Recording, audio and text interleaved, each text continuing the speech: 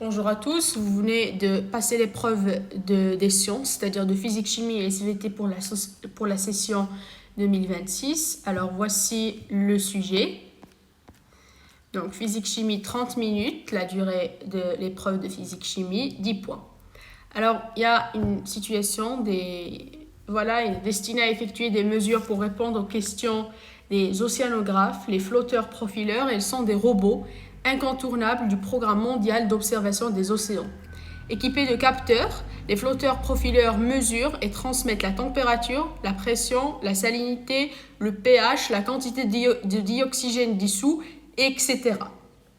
Question 1, un point. Citez deux grandeurs que les capteurs équipant les flotteurs peuvent mesurer.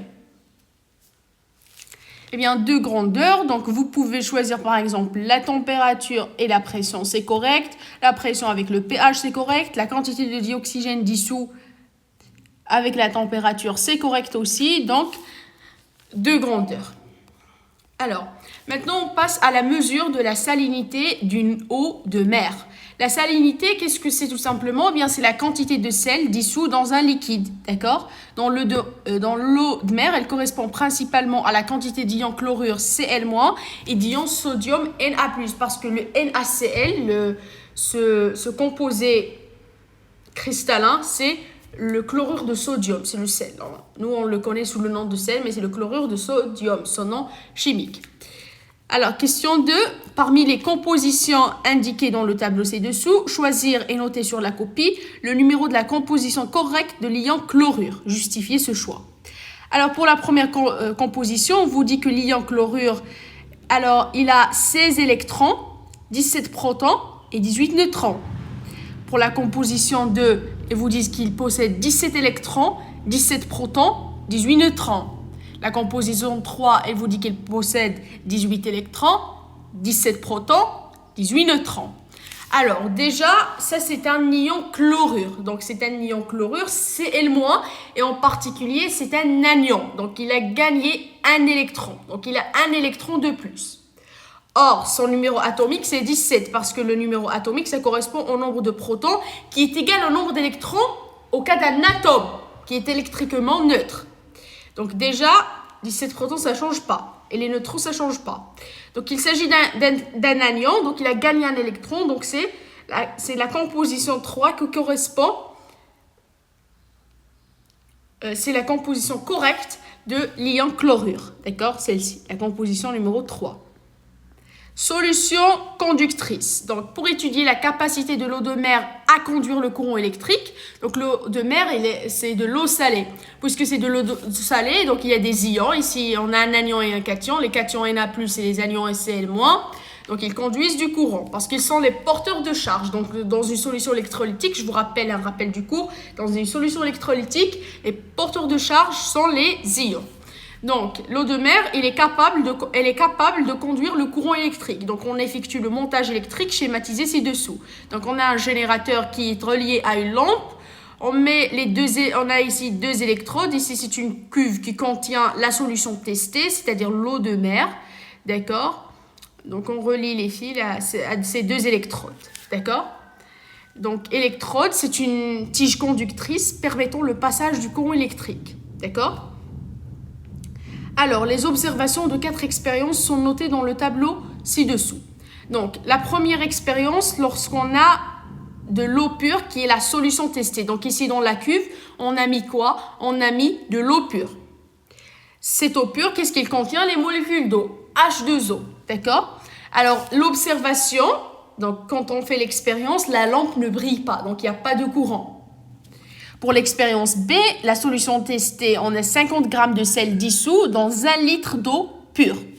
C'est-à-dire on a du NaCl qui est dissous dans de l'eau pure, mais 50 g seulement. Donc la composition de la solution, il y a les molécules d'eau avec les ions chlorure et les ions sodium. Parce qu'on a l'eau, donc il y a ce qu'on appelle la dissociation. Pour vous expliquer un petit peu ce qui se passe, donc vous mettez le sel dans l'eau, il y a la dissociation parce qu'il s'agit d'un composé cristallin. Donc il se dissocie en ion Na+, et en ion Cl-. Donc c'est pas ça c'est pas très important à savoir. Donc c'est en seconde ça, vous allez voir ça en seconde.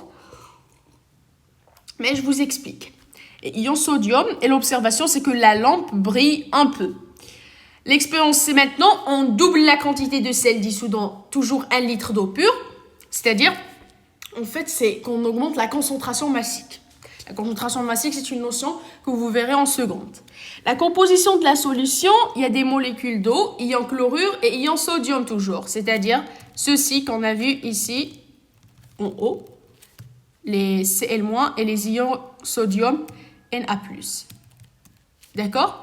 Donc là, l'observation, c'est que la lampe brille beaucoup. Donc si on compare l'expérience B à l'expérience C, donc la lampe brille plus que dans l'expérience B. C'est-à-dire lorsqu'on a doublé la quantité de sel dissoute dans 1 litre d'eau pure. Pour l'expérience D, on met du sucre. D'accord? Donc il y a des molécules d'eau et des molécules de sucre. Les molécules ne sont pas des porteurs de charge. Donc la lampe ne brille pas. Alors la question 3, à partir des observations des expériences, expliquez si ce sont les ions ou les molécules qui permettent le passage du courant dans les solutions. Alors vous allez dire les ions en se basant sur l'expérience B et l'expérience C, où la composition de la solution était... il y avait des ions chlorure et ions sodium. Ions chlorure et ions sodium. Donc c'est eux qui sont responsables du courant. Donc, ils conduisent le courant électrique. D'accord? Donc, les molécules d'eau ne jouent aucun rôle ici. Pas ne jouent aucun rôle, ne jouent aucun rôle.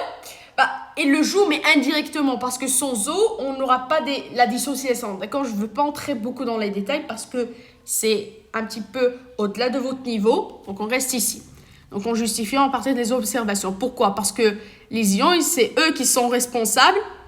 C'est eux qui permettent le passage du courant. Parce que lorsqu'on met des ions, la lampe brille un peu et la lampe ne peut pas briller sans courant, bien sûr. Elle brille lorsqu'un courant la traverse, déjà.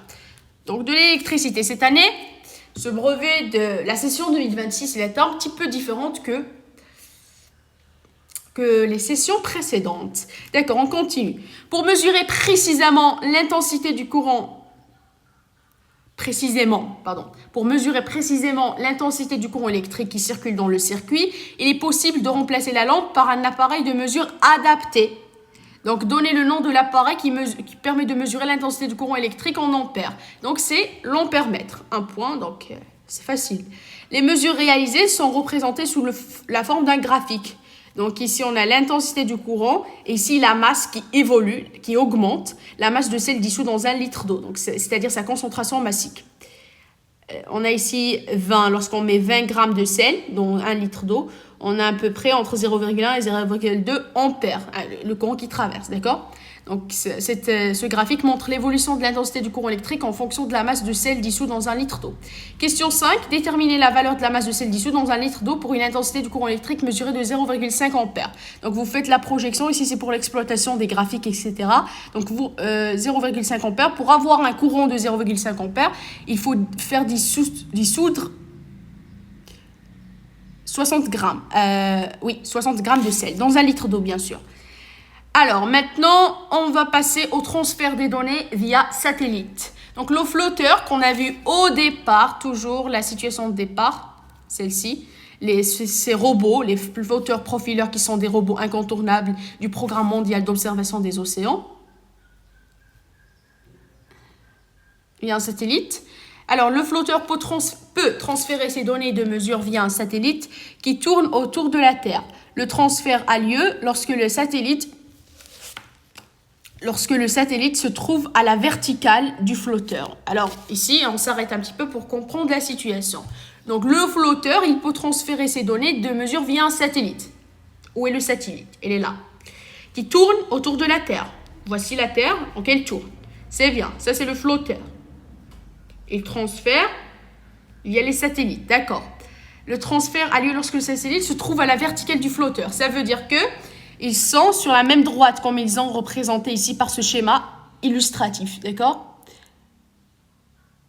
Donc ça, c'est la trajectoire du satellite. Ça, c'est le satellite. Ça, c'est le flotteur. Ici, c'est la Terre. Donc, le satellite, on vous dit qu'il parcourt environ 45 000 km pour effectuer le tour complet de la Terre à une vitesse dont la valeur est constante et égale à 7,5 km par seconde. Donc, en une seconde, il traverse il parcourt 7,5 km. Et donc, lui, il parcourt environ 45 000. Donc, montrer par calcul que le flotteur ne peut réaliser qu'un seul transfert de données de mesure toutes les 6000 secondes. D'accord. Donc, ici, on va montrer par calcul. Donc, ne peut réaliser qu'un seul transfert de données de mesure toutes les 6000 secondes. Alors, lui, le satellite, il parcourt environ 45 000 km pour effectuer le tour complet de la Terre. Le satellite. Donc, il effectue le tour complet de la Terre. Donc, il revient à ce point. Donc, toute cette distance-là, voici la trajectoire en réalité, celle-ci. C'est 45 000 km. Et la vitesse, elle est là. Donc, il nous faut le temps. Pour obtenir le temps, donc, on a V égale D sur delta T. Donc, c'est D sur V. 45 000 divisé par... Donc, voilà.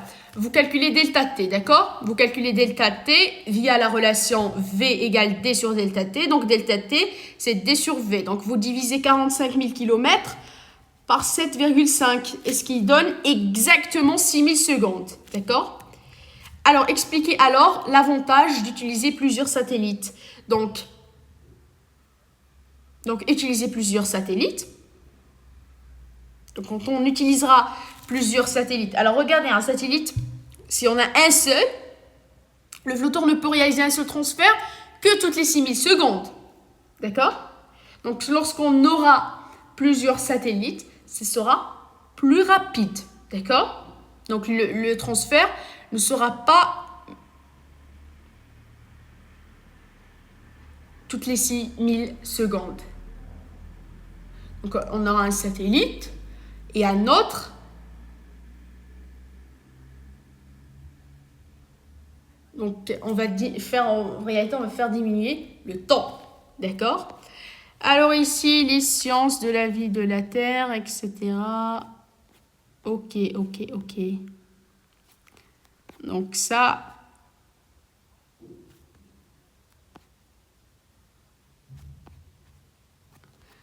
Donc c'était tout concernant la physique-chimie. Et merci d'avoir regardé cette vidéo.